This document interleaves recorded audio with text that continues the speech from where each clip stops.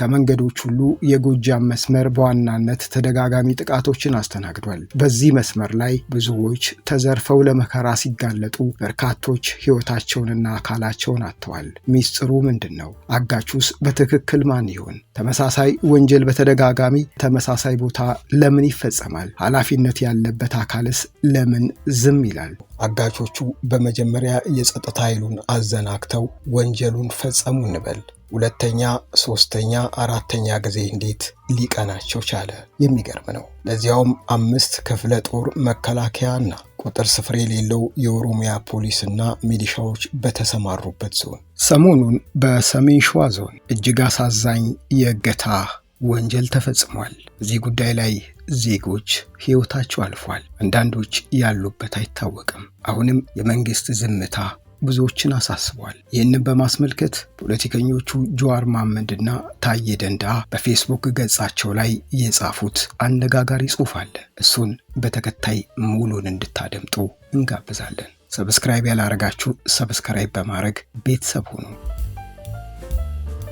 በሰሜን ሸዋ የቀጠለው የዜጎች እገታና አንድምታው፣ ዝምታው ለምን? ታዬ ደንደአ እንደጻፈው ሰሜን ሸዋ ኦሮሚያ ክልል እጅግ አደገኛ የእገታ ወንጀል ለዓመታት ቀጥሏል። የዞኑ ነዋሪዎች በየተራ ከከተማና ከገጠር ይታገታሉ። እገታው በተመሳሳይ በመንገዶች ላይም ሲፈጸም ዛሬ ደርሷል። ለታጋቾች ማስለቀቂያ በሚሊዮኖች በመቶ ሺዎች ብር ይጠየቃል። የቻለ ጥሪቱን ሽጦ ወይም ዘመድ አዝማዶቹን አስቸግሮ በመክፈል ይለቀቃል። ክፍያው ደግሞ ከካሽ ባሻገር በባንኮች ጭምር እንደሚፈጸም ኢሰማኮ አረጋግጧል። መክፈል ያልቻለው እንደሚገደልም ታውቋል። በዚህ ምክንያት ብዙዎች ጥሪታቸውን በመነጠቅ ለከባድ ችግር ተጋልጧል። በርካቶች ሕይወታቸውንም አጥተዋል። ትላንትም በሰሜን ሸዋ ወረጃ አርሶ ወረዳ የተለመደው አሳዛኝ የእገታ ወንጀል መፈጸሙ ሰምተናል።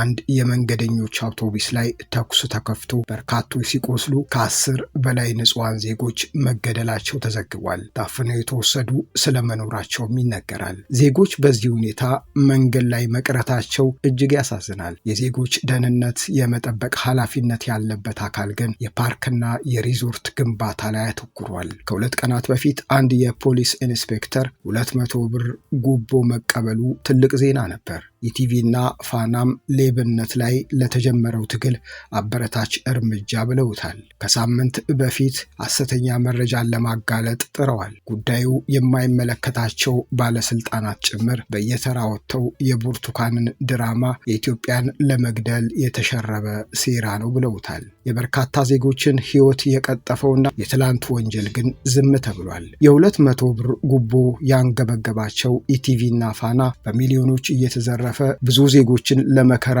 ያጋለጠው ተደጋጋሚ የእገታ ወንጀል ምንም ያልመሰላቸው ለምን ይሆን? የኢትዮጵያ ሕዝብ በሐሰተኛ መረጃ እንዳይጎዳ በዚህ ልክ የተረባረቡት ሚዲያዎችና ባለስልጣናት ንጹሃን ዜጎች በየጊዜው በመታገት ሲገደሉና አካላቸውን ሲያጡ ለምን አያማቸውም? በድራማው የታሰበለት የኢትዮጵያ ሕዝብ የትላንቱን ተጎጂዎች አያጠቃልልም እንዴ? ተጨማሪ ጥያቄዎችም አሉ። መጠኑ ቢለያይም በኦሮሚያ የነዋሪዎች እገታ በየቦታው ተለምዷል። በሰላም ወጥቶ መግባት በአብዛኞቹ ቅንጦት ሆኗል። ሰላም ሳይረጋገጥ ስለ ብልጽግና መስበክ ቀልድ ይሆናል። በመንገደኞች እገታ ላይ ግን ግልጽ ልዩነት ይታያል። ከመንገዶች ሁሉ የጎጃም መስመር በዋናነት ተደጋጋሚ ጥቃቶችን አስተናግዷል። በዚህ መስመር ላይ ብዙዎች ተዘርፈው ለመከራ ሲጋለጡ፣ በርካቶች ሕይወታቸውንና አካላቸውን አጥተዋል። ሚስጥሩ ምንድን ነው? አጋቹስ በትክክል ማን ይሆን? ተመሳሳይ ወንጀል በተደጋጋሚ ተመሳሳይ ቦታ ለምን ይፈጸማል? ኃላፊነት ያለበት አካልስ ለምን ዝም ይላል? ይህ አደገኛ ወንጀል በመንግስት ሚዲያ የማይዘገበውስ ለምን ይሆን? በእርግጥ የእገታው ዓላማ ገንዘብ ማግኘት ብቻ ነው ወይስ የፖለቲካ ቁማር አለበት? ምናልባት የፖለቲካ ቁማር ኖሮበት ዓላማው ኦሮሞንና አማራን ለማጣላት ከሆነ ውጤቱ ማንን ይጠቅማል? ኢቲቪና ፋና ልክ እንደ ብርቱካን ድራማ ተባብረው ቢያጋልጡትስ? ለሟች ወገኖች እጅግ አዝኛለሁ።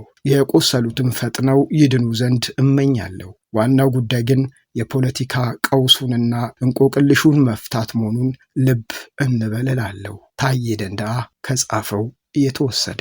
ጀዋር መሐመድም በእነዚህ ታጋቾች ዙሪያ አስገራሚ አስተያየት ሰጥቷል።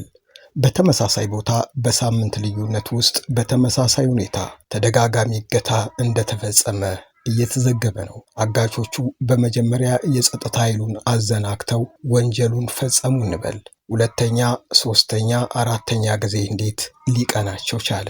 የሚገርም ነው። ለዚያውም 5 ክፍለ ጦር መከላከያና ቁጥር ስፍር የሌለው የኦሮሚያ ፖሊስና ሚሊሻዎች በተሰማሩበት ዞን።